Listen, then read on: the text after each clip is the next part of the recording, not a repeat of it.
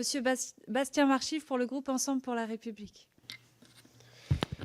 Merci Madame la Présidente, Messieurs les Présidents, chers collègues. Je voudrais commencer mon propos déjà en vous présentant les excuses de mes collègues qui sont retenus par ailleurs en hémicycle sur un sujet non moins important que celui qu'on aborde ici, qui est celui de la justice des mineurs.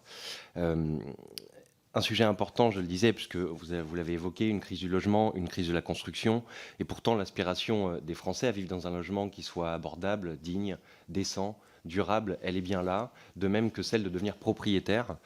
C'est dire l'urgence de la situation à l'heure où la construction demeure au point mort, ce qui menace, vous l'avez dit, directement des dizaines de milliers d'emplois, et alors que la rénovation énergétique fait l'objet, on l'a entendu juste avant, d'incessantes remises en cause. Cette dernière constitue pourtant une réelle opportunité pour le secteur du bâtiment, car en plus d'améliorer la qualité de vie de nos concitoyens et de permettre le retour sur le marché de biens qui sont dégradés, elle contribue à la lutte contre le changement climatique, à l'artificialisation des sols et offre de nouveaux débouchés pour vos entreprises et aux emplois menacés par le ralentissement de la construction.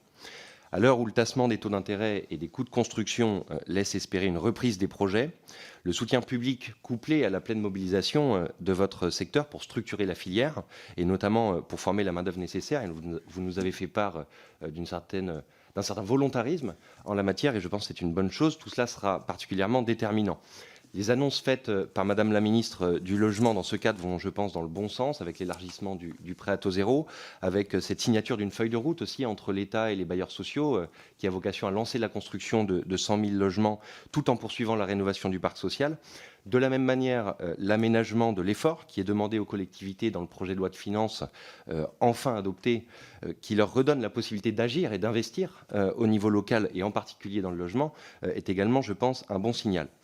Mais pour sortir de ce marasme, il est également important d'entendre les préconisations que vous pouvez nous faire, et j'aurais deux questions à vous poser. Depuis 40 ans, la construction neuve bénéficie systématiquement de dispositifs de soutien fiscaux.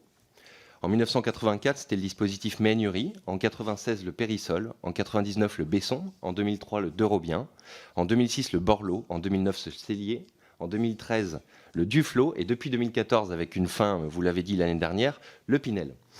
Donc 40 ans de soutien fiscal à la rénovation, à la construction, commencés à la fin des 30 Glorieuses et qui se sont donc désormais arrêtés.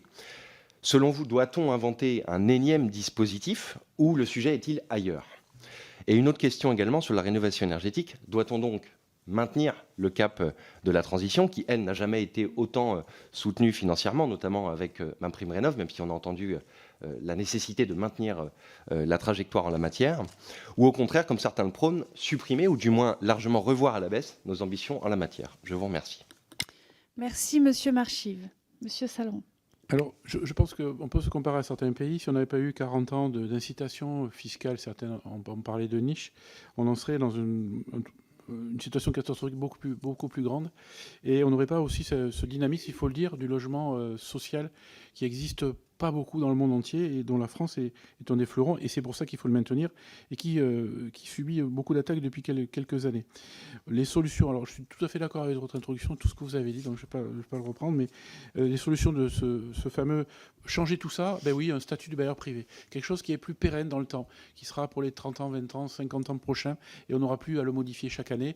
Un peu comme à l'allemande, bon, ça fonctionne pas, il faut regarder, mais en tout cas, nous, avec des ratios appropriés, ça peut fonctionner. Et en tout cas, ça coûtera moins cher à l'État, c'est une première des choses. Et nos investisseurs privés, ils feront comme une entreprise. Ils pourront, comme on dit, amortir sur plusieurs années. Donc oui, c'est un avantage, mais de toute manière, les Français, par rapport au pouvoir d'achat, par rapport au coût de la construction, dû, on l'a dit tout à l'heure, à des facteurs mondiaux, mais aussi franco-français, avec beaucoup de règlements, beaucoup de normes, et puis il faut le dire, la moitié du chiffre d'affaires que l'on fait, c'est pour rétribuer le juste travail et salaire de nos salariés, qui est, je le dis et je le répète dans nos métiers, vraiment excellent. En tout cas, très bon. Maintenant, j'en finirai par là. Le budget du logement. Le budget du logement, c'est 42 milliards d'euros. C'est pas moi qui le dis, c'est les chiffres directs du ministère, dont 22 milliards d'APL. Donc, vraiment, aide à la pierre, tout ce qu'il y a à l'intérieur, c'est 20 milliards d'euros. Combien ça rapporte?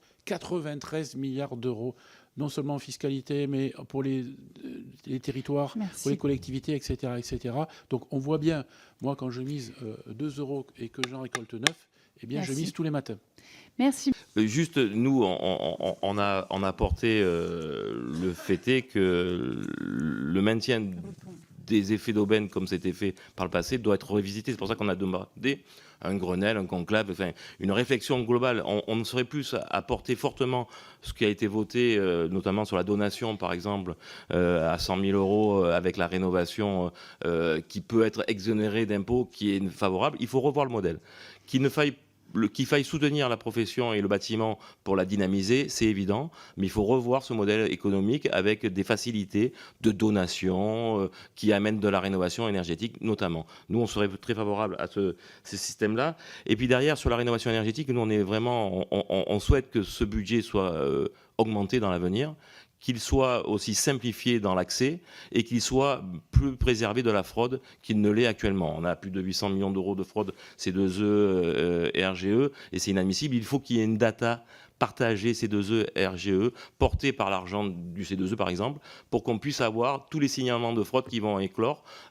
On a des signaux rouges qui s'allument très rapidement. Donc il faut lutter contre la fraude, augmenter le budget dans l'avenir, me semble-t-il, c'est un levier essentiel de retour de fiscalité, d'activité, d'emploi, et c'est également aussi la capacité qu'on aura à relever le défi de la performance énergétique. Donc nous, on veut et amener le plus d'artisans vertueux sur le marché. Merci beaucoup, Monsieur Repon.